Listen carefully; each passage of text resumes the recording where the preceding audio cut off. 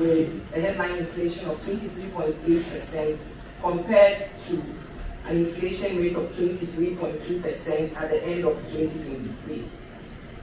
On the primary balance, we targeted a surplus of 0.5% of GDP. However, we ended the year with a deficit of 2.9% of GDP.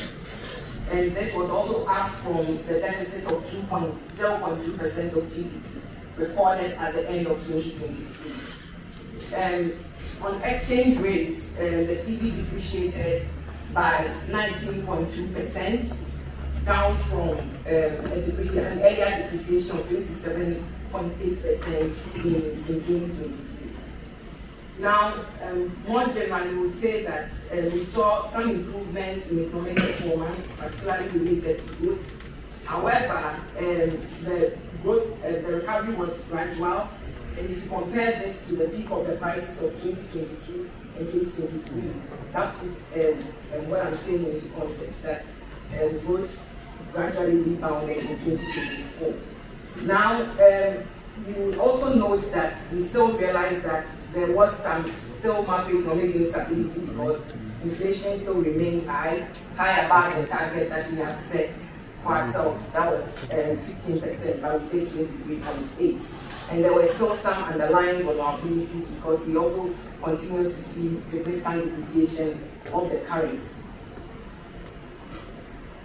Now to the details of the growth. So the key drivers of growth in 2024 was from the industry sector. Industry recorded the highest growth rate of 7.2%, followed by the services sector of 6.2%, and then the agricultural sector grew by 2.7%. In terms of non-oil GDP growth, we recorded 6.1% compared to 3.6% in the corresponding period of 2023. The agri sector growth slowed down to 2.7% compared to 5.9% in the earlier year, and this was driven mainly by expansion in livestock. Livestock grew by 3.5%, crops grew by 3.2%, fishing grew by 2.5%, and we saw a contraction in forestry and logging by 5.8%. The cocoa sector contracted significantly by 21.5% in 2024, largely reflecting the adverse climatic conditions that we witnessed. Now to the industry sector. Industry was the highest performing sector, as I mentioned earlier, and it expanded by 7.2% compared to a contraction that we saw in 2023 of 1.7%.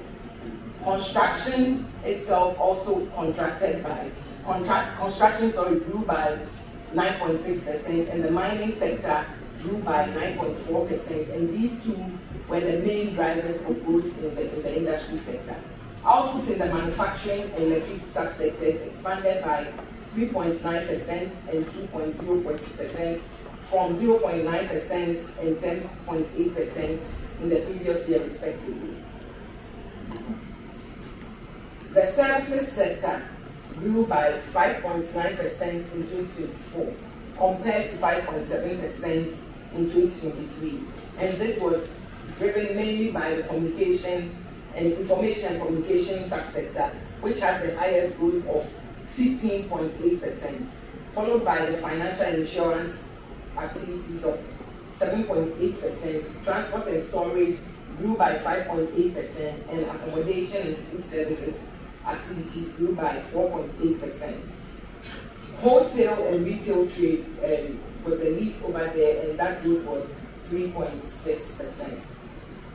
In terms of sectoral distribution of the growth that was recorded in 2024, the services sector remained the largest sector with a contribution of 46.7% share of nominal GDP, and a marginal increase from the previous year. In 2023, the services sector had a share of 46.1%, but in 2024, the share was 46.7%.